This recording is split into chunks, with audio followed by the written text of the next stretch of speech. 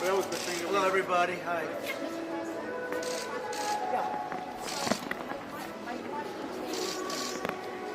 Thanks to all the work of manufacturers like Ford. Who are you with? I'm Carol Kane with CBS in Detroit. Good, good, very good. Welcome to Detroit. My question to you is this. Because of all the ventilators being made here at Ford and the hero efforts of all the manufacturers there doing the same sort of thing, we now know we have enough manufacturing going on for the time being as far as ventilator goes. You said you think we have enough, in fact, can share with other countries. My question to you, sir, is looking 6 months from now, a year from now, how much do we need to keep back in our stockpile to keep us safe? Yeah, we were just talking about it. We have a very big stockpile right now, and we're building it bigger, and we're helping a lot of other countries. Nigeria, we just sent 1,000. We have various countries, France, Spain. We have a lot going to Italy.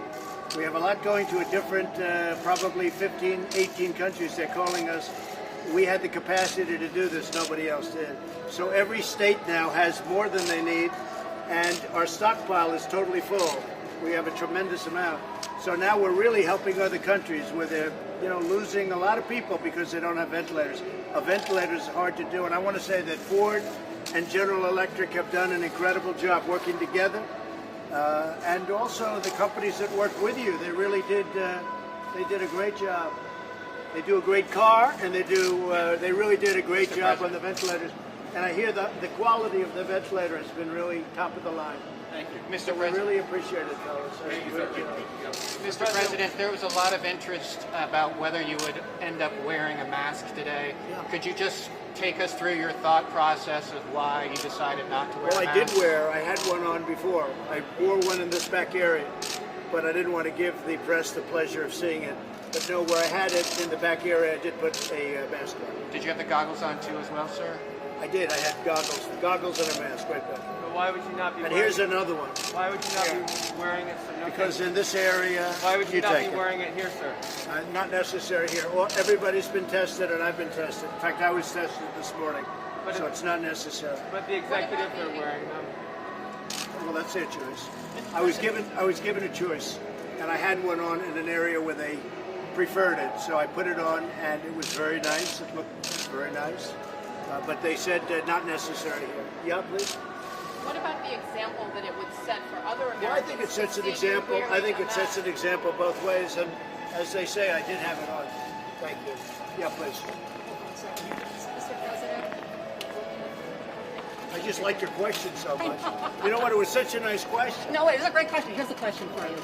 So you have seen... I'll take an extra question. There we go. Go ahead. We've seen the manufacturers here, Ford, GM, Yeah. FCA, others, small businesses, turning things overnight and making PPE materials. As someone who is the President of the United States, in terms of our manufacturing might, how do you see what's taken place in these last This few is the months? biggest mobilization since World War II. And these people were in charge of it. They did it. They did a fantastic job. They did a really fantastic job, and we appreciate it. All of these companies, they came together, and they used to make cars here. They used to make other things here. And now they're not only the ventilators, we're just saying the masks and all of the other products. What other product you make? Sir, head of Ford, by the way. Not bad. Not a bad position. Yeah, so we've got. She's a very nice I know. woman. Hi, Carol. How Hi, are you? Bill. How you doing? Well, you know what we're making. We've got the pressure respirators. We've obviously the ventilators, the masks, the gowns. We've really anything that anybody needs. We responded quickly, and we're very proud of our workforce. They've been amazing. Is he doing a good job? He is. In fact, Bill, you have been through so many crises through your years as chairman and CEO of the company here. How does this crisis, dealing with this pandemic, making PPE materials compare? Well, everyone's different. I mean, I won't take you through all of them, going all the way back to maybe the oil shocks and then the .com meltdowns and all those. Every crisis is different, but what's amazing is how our people respond. And in this one, they didn't wait to be asked to do something. They said, here's an opportunity, and let's go. What I love about our culture is they didn't ask for permission. They just went. And that's something that we've done throughout our 117-year history, and I hope we'll always do. By the way, here's my mask right here, and I liked it very much. I actually, honestly, I think I look better in the mask. I really did. I look better in the mask. But I'm making a speech so I won't have it now, but I did have it on right here, and I think some of you might have gotten a shot. Thank you very much. Mr. Ford, can you confirm that the president was told it's okay not to wear one in this area? It's up to him.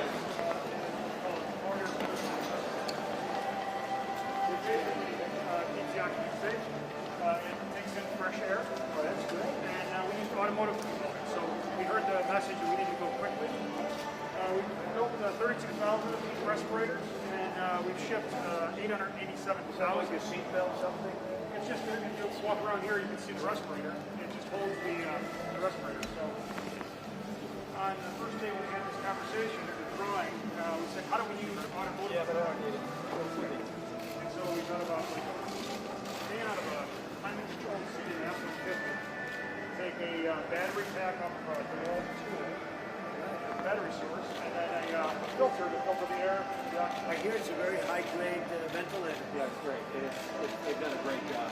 I mean, the ventilator and the respirator, they're top of the really, really good. And what's also amazing is how many our team can make. I mean, that's one thing the auto. So how many will you make a week, ventilators?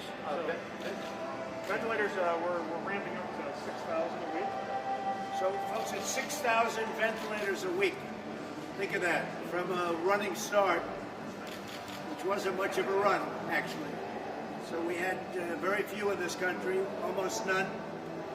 We were not in that business, and now they're making thousands a week. Great thing. So what about this? So we built 32,000 of these already. Wow. So we built 12,000 a week. Is that foolproof, would you say? So basically, this is the maximum protection for an Maximum.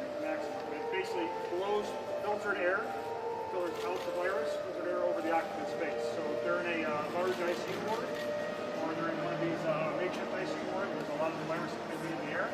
This would give them the maximum protection. We got to get back to the rallies. Do you agree with that, John? One question, Mr. Gotta President. have the rallies. Yeah. One question. The Secretary of the Treasury said there is a strong likelihood that we'll need another fiscal stimulus.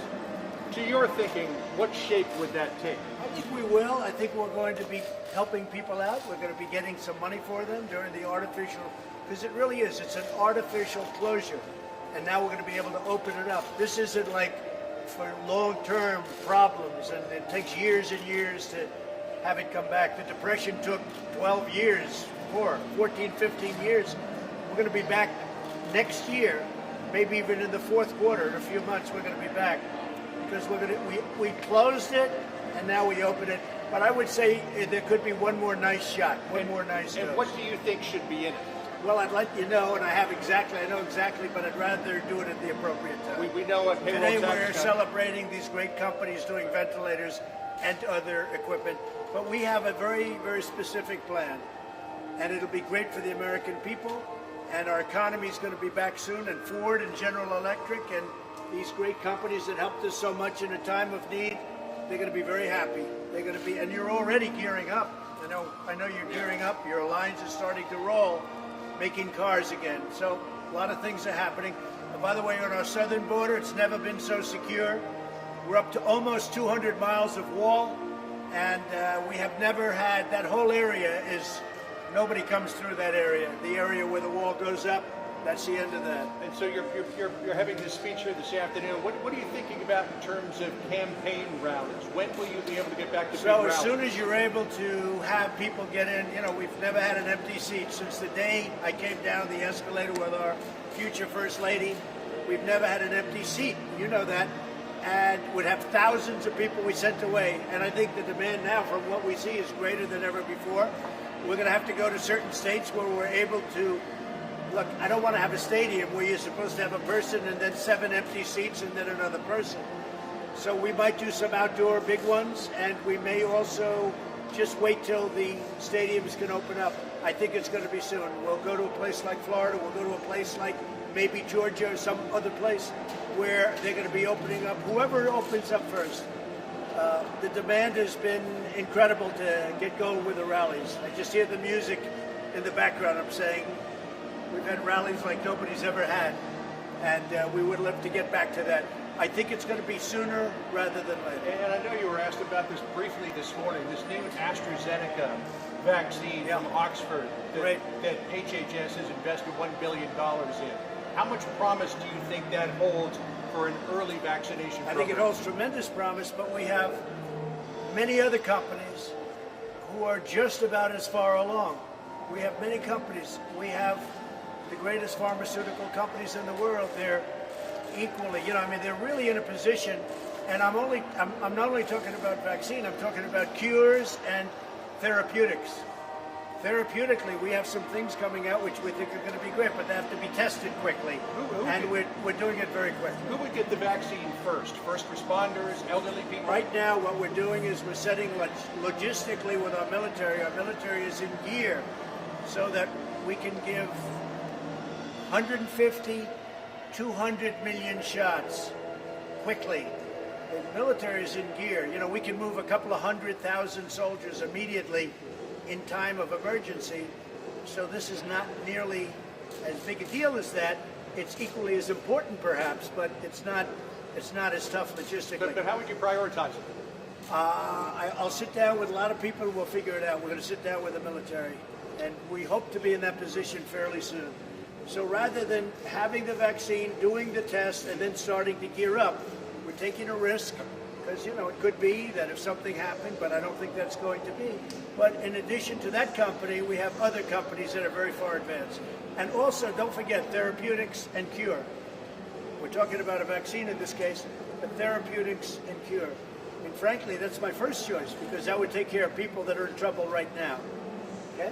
Mr. President, on the issue of testing, there's been questions about whether you're satisfied or not with what the CDC is doing, the work they're doing, particularly the director, Dr. Redfield. Can you address that? Are you satisfied? I think they're doing a good job, a really good job in a very complex situation. We started off, nobody knew what the virus was. It came in from China. Nobody knew what it was. And frankly, I think they've done a really good job. I'm very happy about it. A lot of other people think they've done a lot of, great work. We're now up to, and this is beyond even CDC because we've done it between Jared Kushner and a lot of geniuses coming in from Silicon Valley and a lot of people, these companies where they could make ventilators and all. Look, what we did with ventilators is incredible because we geared up in a short period of time through General Electric, Ford, they're represented here at the top level, through other companies. We were at Honeywell the other day, they make masks. Who would think Honeywell is making a mask? But that's what they're making now, is a mask. It's a very high-tech company. They make the dashboards to an airplane and lots of other things, and now they're making masks. Our company's geared up so quickly, so fast. Honeywell opened a plant in 3 weeks, from literally zero to open making masks in 3 weeks. It's been an incredible achievement. There's never been anything done like this since the end of World War II. You said a number of weeks ago, we can't let the cure become worse than the disease. Where are we in that calculus? I think I was the first one to say it. I don't know when you say that I was the first one, but you can't let the cure become worse than the problem itself. Where are we? I think the governors have to start up. We now know the disease. We know the weaknesses and the strengths. We know that older people are affected gravely, and younger people are not affected gravely, frankly. You look at the statistics, it's incredible. And we know that we have to protect some people much more so. I think a lot of the governors have done a very, very poor job on nursing homes, but they've done a good job on other things. I know every governor. I can grade every governor. But we've made a lot of hero governors. We've done a great job for the governors, and my relationship with them in almost all cases is very good. And remember this, one of the beauties we were just talking about, not one person who needed a ventilator didn't get a ventilator. But with another 2.4 million people claiming first-time unemployment insurance benefits today, how close are we to the cure being worse than the disease? I think that a lot of these states are going to, the ones that are sort of sticking to a certain very rigid pattern, I think they're going to stop. I don't think the people are going to stand for it. This is a country that's meant to be open, not closed.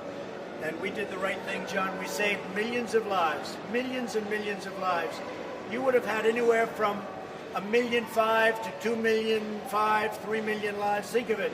So if we were at 100,000, instead of 100,000, multiply that times 15, 20, or 25, it wouldn't have been acceptable. It wouldn't have been sustainable. You couldn't have done it. So we've called it right, and now I want it open, and we're going to open, and if there's a fire, an ember, a flame, someplace we put it out. But the people have done a great job, and General Electric, Ford, and all the other people that work with them have done fantastic work. And Honeywell, again, I was there last week, but Honeywell, they've done fantastically well also. Thank you very much. You mentioned that embers are smaller fires. You talked about the virus coming up. Are you concerned about a potential second wave of this virus? People say that's a very distinct possibility. It's standard, and we're going to put out the fires. We're not going to close the country. We're going to put out the fires. There could be, whether it's an ember or a flame, we're going to put it out. But we're not closing our country. Thank you. Are you looking to replace Dr. Redfield, or is his job No. safe?